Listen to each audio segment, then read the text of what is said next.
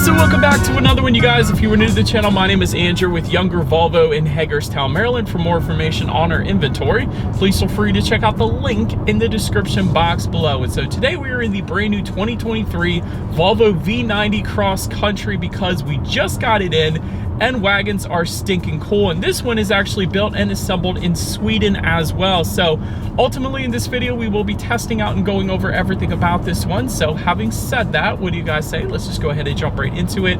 And as always, let's start with pricing. And so essentially there are two different trim levels for the 2023 V90. You got the Plus trim level starting at $59,745, and then the Ultimate starting at $65,345. But regardless of trim level that you go with, the power plant on this thing is going to be the same. Powering the beast is a 2-liter turbocharged 4-cylinder with a mild hybrid system, putting out 295 horsepower, 5,400 RPM, 310 pound-feet of torque coming in at 2,100 RPM. That power being sent to all 4 wheels through an 8-speed automatic. 0 to 60 time coming in at approximately 6.1 seconds, with MPG numbers coming in at 22 in the city, 29 on the highway, taking premium unleaded fuel. And so, but now that we have gotten all of that out of the way, what do you guys say? Let's go ahead and find a straightaway. Let's have a little fun and let's put the acceleration here to the test, and let's see how quickly we can get our new 2023 Volvo V90 Cross Country here up to speed. All right, found our straightaway in 3, 2, 1, yo! Gosh, man, this is decent.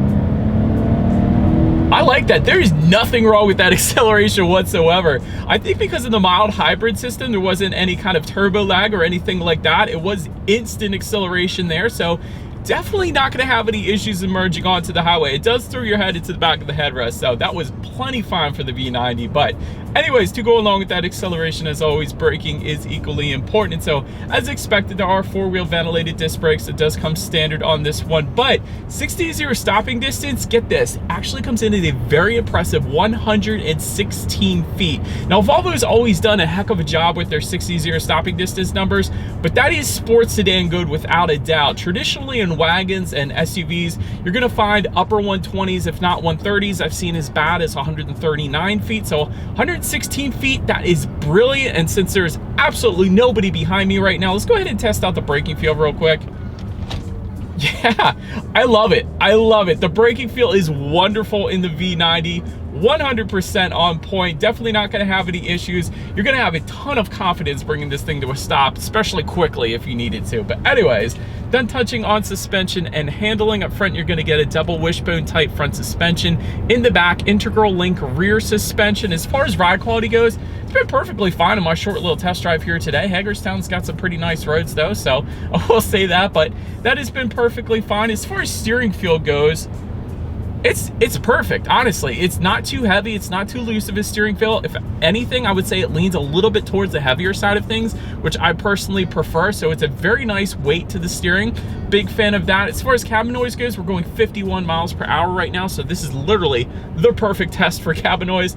If you guys can hear it coming through the mic, there's really absolutely nothing. There's maybe a teensy bit of road noise, but there's no wind noise whatsoever, and that teensy bit of road noise is perfectly normal in basically every car out there. So I've had no issues with that. It does kind of have that luxury feel when it comes to cabin noise. And touching on visibility, I can see 100% perfectly fine out the back. I love how those second row headrests are kind of towards the outside a little bit more because the vehicle's a little bit wider, so I can see perfectly fine out the rear view mirror, so definitely no issues there. Do also want to mention the rain sensing windshield wipers do come standard on the V90, so whenever this thing detects any kind of mist or rainfall, it's going to automatically turn on those windshield wipers for you, so definitely a very convenient feature there. And then if you were to go with the Ultimate trim level, you're also going to get a head-up display that we don't have today, unfortunately. So anyways, that about rounds out the performance segment of this review, you guys. Let's now go ahead and take a look at the exterior of our brand new 2023 Volvo V90 Cross Country.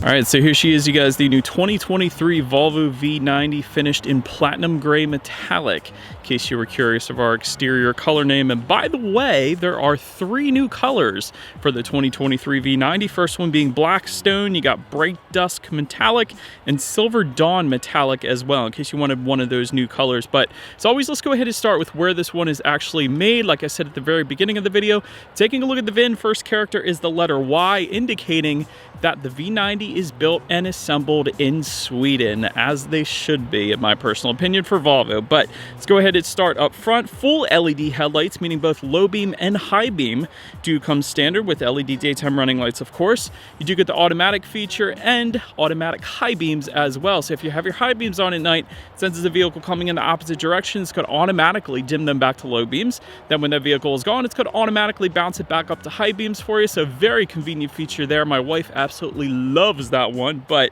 also another thing I wanted to mention is up front here, as I'm showing you guys this rugged off-road clip here, you get 8.3 inches of ground clearance, which is a good bit. Really, my general rule is anything over 8 inches is a decent amount of ground clearance. So I know Subarus get over 8 inches as well, but it's maybe good for a little bit of light overlanding, but nothing too crazy, of course. But 8.3 is pretty darn good. But anyways, that pretty much rounds out the front end of the V90 here.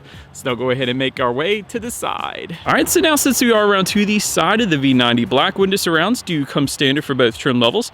Body colored power adjustable side mirrors coming standard with the LED integrated turn signals, love that. And heated side mirrors will come standard as well. Another thing I want to mention up top here, aluminum roof rails do come standard. The crossbars that we have, they are an option, but they look pretty darn good up there as well. But the aluminum roof rails do come standard though. Rear privacy glass also coming standard. And then take a look down at the wheel setup. 19-inch graphite diamond cut alloys do come standard on this one as well. So overall, love the Wagon profile, as I said at the beginning of the video, but let's now go ahead and make our way to the back. All right, so but now since we are around to the back of this one, all the way up top, you will find that body colored shark fin antenna.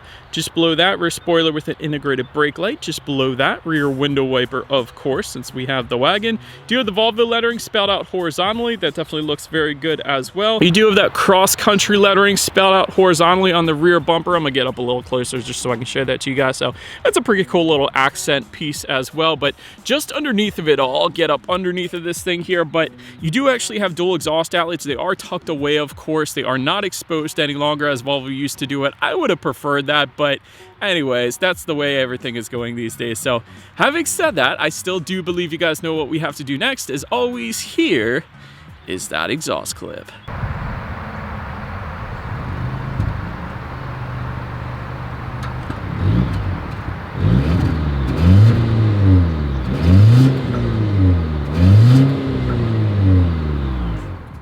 Alright, so but now since we are around to the back of the V90, when it comes to opening that rear tailgate, it is actually a power tailgate that does come standard on this one. So that was pretty cool. There's a button on the tailgate itself. There is a button on the key fob then as well. But once opened up, cargo capacity behind that second row comes in at 19.8 cubic feet. With the second row folded down, then that is going to bump that up to 69 cubic feet. So for reference, this is me trying to sleep back there. Somebody commented that in a previous video, so I'm going to try sleeping in every vehicle that I review now. But tie-down anchors do come standard back there. There's plenty of grocery bag hooks. You actually have 2 grocery bag hooks on each side in the cargo area back there, so that was pretty cool to find. 12-volt power outlet as well, and then if you were to lift up underneath of that cargo floor, you will find a spare tire, but there's this cool little hook that you can attach to the upper portion of the cargo area back there, where you don't actually have to hold that thing up if you were to have to actually take the spare tire out. I liked that idea too, so wanted to mention it. So then make our way back to the rear legroom. That comes in at 35.9 inches. For reference, I'm an even 6 feet tall. So how much space I have back there. There, of course, is rear ventilation back there. There's actually 4-zone climate control that comes standard on the V90, so both driver and passenger and both rear passengers can also set their own individual temperatures. So that was pretty cool.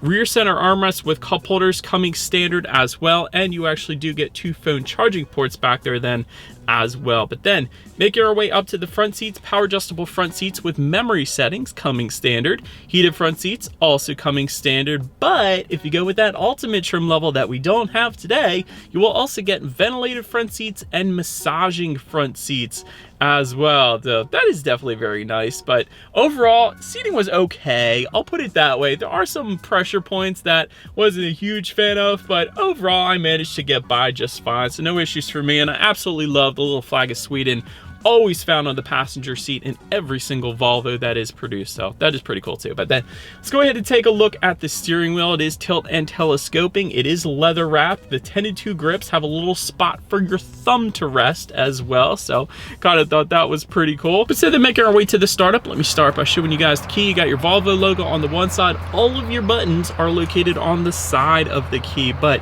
it is all keyless entry with a turn knob start. I love the turn knob start, actually. It's a Volvo thing. So essentially just put your foot on the brake, turn it to the right to start, and turn it to the right to stop. That's how that's going to work. But once started up, there is a 12-inch digital gauge cluster that does come standard. It looks so dang good. Got your speedometer all the way to your left. Tachometer is on your right. There are steering wheel mounted controls, of course, found on the right side of the steering wheel. To control what is up there, you can display the navigation if we had it set up as well. So how many miles you have left until you hit empty, outside temperature, the list goes on. Basically everything you possibly want of the digital gauges there. But then making our way to overall interior quality, a panoramic moonroof does come standard, and it is massive, going very far into those rear seats there.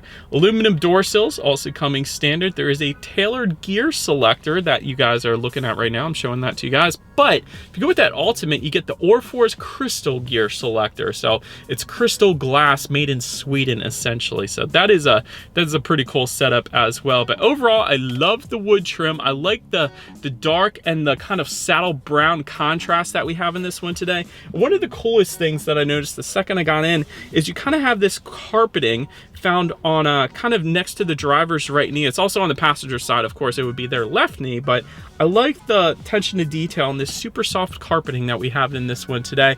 There, of course, is a frameless rear view mirror. There's HomeLink controls for up to 3 different garage doors as well.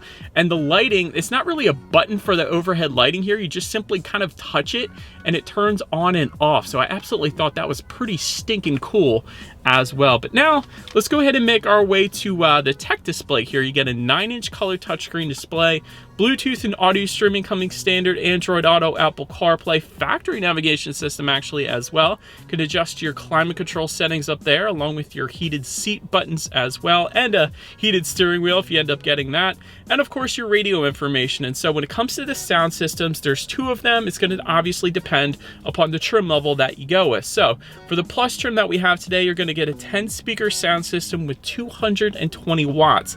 However, for the Ultimate trim level, you're going to get a 14-speaker Harman Kardon sound system with 600 watts. So pretty substantial difference there. But having said that, I do believe you guys know what we have to do next. Let's go ahead and turn on the radio, see what we got playing today, and let's test out the clarity of this one.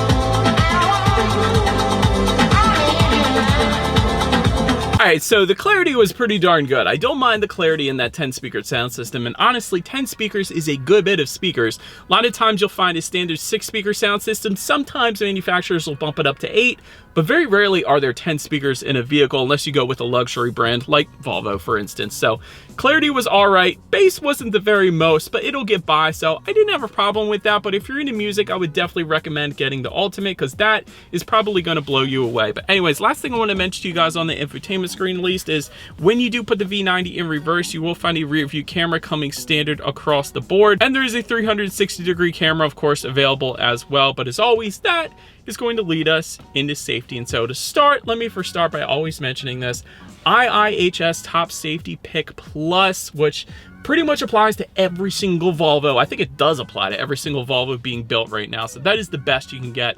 Front side curtain airbags do come standard. In the back, you're going to have latch, aka lower anchors and tethers for children for the rear car seats, rear child door locks, tire pressure monitoring system. That's all boring, but also coming standard road sign assist, lane keep assist, oncoming lane mitigation, post-impact braking, adaptive cruise control, front and rear parking sensors, and a blind spot monitoring system with rear cross traffic alert. So overall, when it comes to my final thoughts of the V90, this is a very rare wagon from Sweden. You don't see the V90 that much, and you don't see wagons that much in general anymore. So that's why I am a huge fan of wagons. But also, excellent acceleration on this thing. I had a blast hitting the gas in this thing. It will surprise you how quick a wagon can actually be, specifically the V90 here. Great interior quality as well. I love the wood trim. I like the saddle brown interior. It all worked very well in this thing. Also, this is going to give you more overall cargo space than a sedan. So if you wanted a little more space and didn't want to necessarily drive an SUV, this is a solid option here. Let me know what you guys think of the V90 in the comments section below. that is about it for this one, you guys. Thank you so much for watching. Feel free to follow me on social media at the bottom of the screen. If you want to see what's coming next on the channel before it gets to YouTube, be sure to hit the subscribe and the bell notification button. Do appreciate you guys watching more than you know. I will see you guys all in the next video.